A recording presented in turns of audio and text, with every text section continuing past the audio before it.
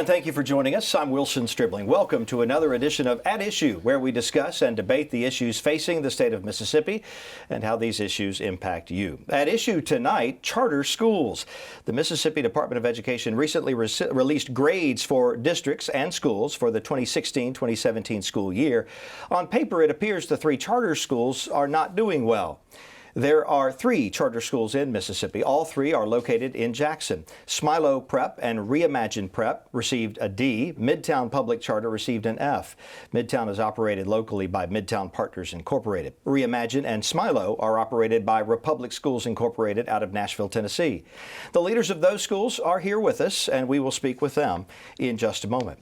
Charter schools started in Mississippi in 2015. They are public schools run by nonprofit organizations that offer an alternative learning experience to traditional public schools. The nonprofit enters into a contract with the state for 5 years. The state gives the school the power to operate on its own, to make decisions on its faculty, budget, and curriculum for students to achieve specific educational goals. The schools are funded by state tax dollars that public school districts receive each year. Any student can attend a charter school who lives in the district where that school is located, and any student who lives in a C, D, or F rated district can attend a charter school. Two new charter schools have been approved for the 2018 school year: Smilo Collegiate in Jackson and Clarksdale Collegiate, which will be the first charter school outside the capital city. We recently spoke with Tommy Carden of the Mississippi Charter Schools Authorizer Board. He shared his assessment of how the schools are performing. There's more progress that each school needs to make in order to meet the standards that we've set forth in their charters. And they have, several of the schools have done well in terms of growth. Growth is one component of the test scores, that the grades that they have. But the overall test scores have not been at the level that we would want them to be. If we were to cut the contract off right now and say, no, you can't go any further, some would not be meeting the standards. But that's why you have a 5-year contract, because in the educational world, you just can't do that in a short term like you need to be able to do to assess whether or not they truly are being successful in terms of what's set forth in the contract. You cannot expect overnight success. Now, I know a lot of people want that, and I understand that. We are an impatient world. We want things instantaneously. And I can understand why we want instantaneous turnaround results from charter schools. But the truth of the matter is, that's very difficult to do. I don't think any public school can afford to fail. And I don't think that our mindset should be oriented in that way. Our mindset should be, what do we need to do to help all public schools succeed? For us to speculate about failure is assigning ourselves to failure. And that's the wrong mindset. That's not where we need to be in terms of public education in Mississippi. Well, I'd certainly like to see continued growth in terms of math, science, and English language arts. I would like to see sufficient growth in proficiency and subgroups so that the test scores are higher. I would like to see the schools that are currently with a D move up, and certainly the school that's an F, I want to see it move up. I mean, the fact of the matter is that our charter, at the end of the 5-year term, in order for the schools to be renewed, they're going to have to at least be at a level C. And so if a school is at a level F and remains that way, we won't renew the charter. And so I'm hopeful that we're going to see continued growth such that the schools continue to make progress and succeed. I want them to be successful because I want those children to have a successful experience. Joining us now are Emmett Denson, Assistant Principal at Reimagined Prep. Jocelyn Filkins is Principal of Midtown Public Charter. And we thank you both for joining us on At Issue this evening. First, I'd like to get your response to the latest round of grades for your schools that we mentioned. Ms. Filkins, your school received an F. How do you respond? Did that surprise you? I think just as a whole, it is not the expected outcome that we had wanted. Of course, an F-rated status is just, like I said, it was rather surprising. But I really want to stress to the fact that while it looks like an F on paper, when you really dive into our data, what you will see is our kids did show some proficiency in many varying areas, specifically with our lower bands. Out of 639 schools in math, we ranked 100. And so that's showing in those lower performing bands, we are focused on student achievement and growth for our kids, as well as in ELA. We were ranked 299 out of 639. So we are showing some growth. We just, and again, out of 312 kids that took the test, 102 of those kids were one question away from moving up a proficiency band. So while it looks like, on paper, it's one letter, our kids can't be defined by that letter, and I encourage you to, and others, to really look into that data to see that we have shown some improvements that we're proud of. Mr. Denson, your two schools received Ds. Was that a surprise to you? I think it's always never expected that we won't get the results that we wanted. Bottom line, a D rating, we did not fulfill the promises that we made to our families as well as our children. But I'm most proud to be a part of a movement, a part of an organization, a part of a school where the adults know that this is unacceptable, where we look at the data, break it down, and figure out what do we need to do going forward to make sure that we keep those promises to those families. So what that looks like is refocusing on instruction, deep diving into the data, making sure that the data is driving instruction, making sure the teachers are getting the professional development throughout the year so that we're better for our families and so we can keep those promises that we made. So no, we have not fulfilled those promises that we made for our families, but I promise you that every adult, every family, every teacher, every leader is invested to make sure going forward that we change those results, that we achieve for our students, because that's what our students and our families deserve. You talked about your plans a bit. Ms. Filkins, what's your game plan for improvement? As we continue to look at our student population and some of the challenges that our students are facing, we realize that to meet the needs of the whole child, we really need to ensure that we have resources to support our kids as a whole. So, 30 plus students that we have either been or currently are homeless. And so, when you think about the challenges that they're facing day to day, it's important as leaders, within that school that you find resources to support your kids, in their well-being. And so, Maslow's hierarchy of needs supports the fact that their needs have to be met prior to coming in to receive that instruction. So we're really focused on meeting the needs of the whole child. We have 2 staff members on site that have mental health backgrounds as well as behavioral science backgrounds, as well as a psychologist that comes in to support our kids. We ensure that our kids have breakfast, lunch, a snack, and a local fruit every day prior to leaving. It's just really important that, we recognize that there are challenges, and it's not just academically, but social, emotional, barriers that our kids are facing that we do have to address as well. Educating children is difficult. This is hard work. At Republic and Reimagined Prep, at charter schools in general, the adults do the work not because it's easy, they do it because it's hard. And so that may mean we don't see all the short-term successes that we want to see. But are we pushing to get better each day? Are our teachers better on day 3 than they were on day 2? Are our students growing at a rate where they can actually have the opportunities to go to the college of their choice and graduate from that college of their choice and contribute to society? So yes, absolutely it's difficult. But that's why we wake up each and every morning. If it was easy, if there was a silver bullet to education inequality in the state of Mississippi, it would have already been done. So absolutely it's hard, but that's why we do it. And and Carrie Wright even commented on that, saying that, it's not going to come overnight. It's going to come with time. And, just further supporting what Mr. Denson is saying, we do have the autonomy as charters, and we are able to use that to our advantage. And it is a strive daily, hard work every day, coming in committed to making sure that we are, showing achievement. Well, with Jackson Public Schools facing an uncertain future at this point, do you anticipate an increase in applications for your schools, and can you handle an additional influx of students?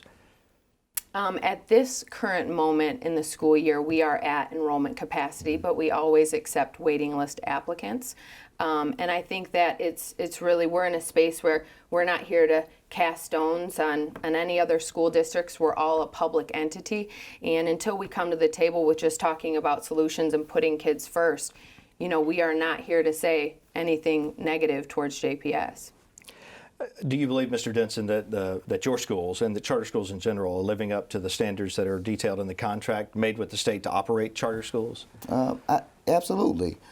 Have we saw the success that we want to see? Absolutely not. But like the Greenwood Commonwealth stated, we're the highest performing open enrollment school here in the city of Jackson. So at this point, we take a step back, we look at the data, and we always self-analyze ourselves. And we refine our processes, and we continue to go forward trying to fulfill the promises to those families. And if I could jump in on that last question about the uncertainty in JPS or any other place, we're all one public entity. We all work together, and our goal is to make sure that all children in Mississippi have a more certain future. And that's what we're focused on. That's what we continue to do, and that's why we wake up and do this job every morning. Ms. Filkins, the question about whether the charter schools are living up to their contract with the state, do you believe you are? I believe that, we are providing our kids with an additional choice outside of their standard neighborhood schools. And, we're able to provide things outside of a standard curriculum because we are a charter. Within my school, we offer robotics, we have coding, we have, we offer Spanish, we have Algebra 1, and in addition to, we have a really strong after-school program that focuses on botany and different physical activities, soccer, different things that really engage our kids. We work hard to ensure that we have community members that we partner with, as well as partnerships with other, local colleges like Millsaps. And so I think that, yes, we're striving towards, meeting that set standard that has been set. One of the biggest criticisms of the whole idea of charter schools, at least the way they're set up in Mississippi, is that they take money away from traditional public schools. Can you justify for me that practice when, at least when you look at these initial ratings, the results are not that much better on the charter school level? So I would say I used to be one of those critics as a former public school teacher until I stepped in the doors of a charter school, until I hear the voice of the parents who have lost hope in traditional public schools, until I say these parents, or they name a specific child that is performing higher than they've ever performed. So in general, I would say, number one, we're pushing along forward. We're tackling the impossible task, something that has been struggled with here in Mississippi since the 1800s. How do you educate children here in the state that come from underserved communities? Again, there's no silver bullet, because if there were, we wouldn't have a job today. So we're pushing along, and I'm most proud to be with adults that truly believe that we have to educate 100% of children, and that's what we're doing each and every day.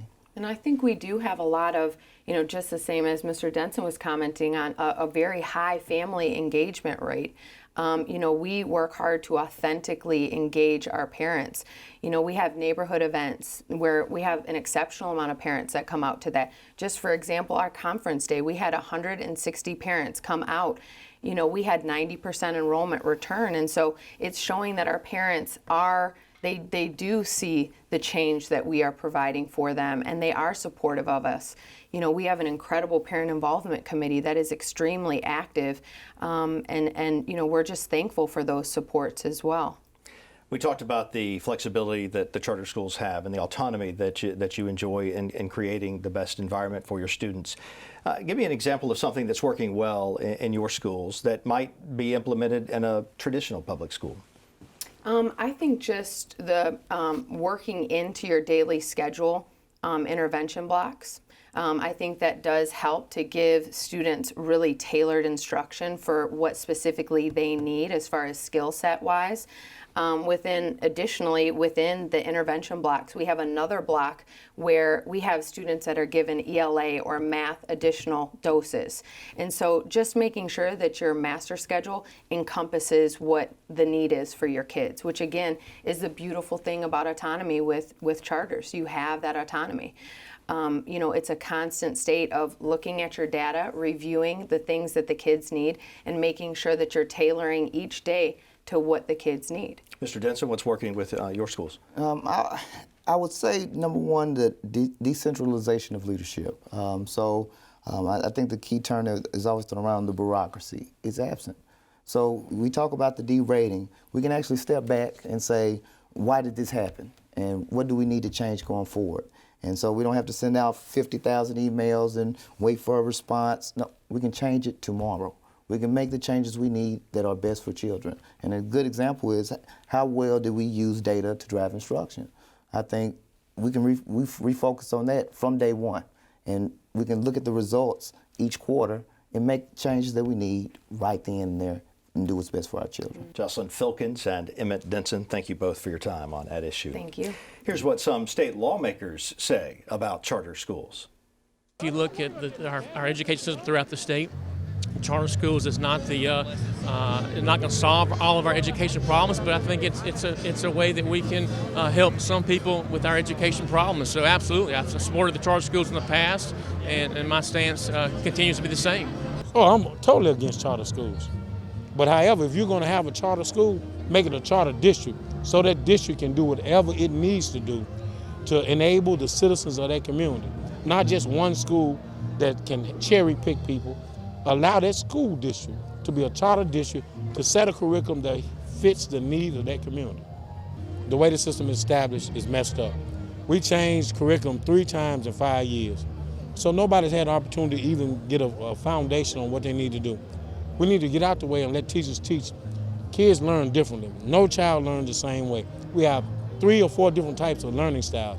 We just need to allow teachers to do their job and get all this administration and minutia out the way. And to be honest with you, I support what we would call school choice. I would like to see the parent in Mississippi have the choice to send their child to whichever public school they would choose to send their child to, because a lot of our parents today are, due to their income, they can't move into another school district because they can't buy a home there. And it's really important to open that door for some of our impoverished people, to have a better opportunity for their children, because they want the best for their children too. And I just don't believe that anybody has a better outlook for their children than a parent. Well, I still think it's taking money and students from our public schools and it's harming those that are left behind. The reality is we heard that charter schools were going to be this silver bullet that was going to fix everything. Then the first year grades came out and they said, well, it's going to take more than 1 year, let's see next year. This year there's no real change in what they have done, and they say, well, it's actually going to take longer. Again, I look at results, not promises and words, and the promises just aren't coming true on charter schools. Joining us now are Grant Callen, founder and president of Empower Mississippi. The group's goal is to ensure all children have access to high-quality education.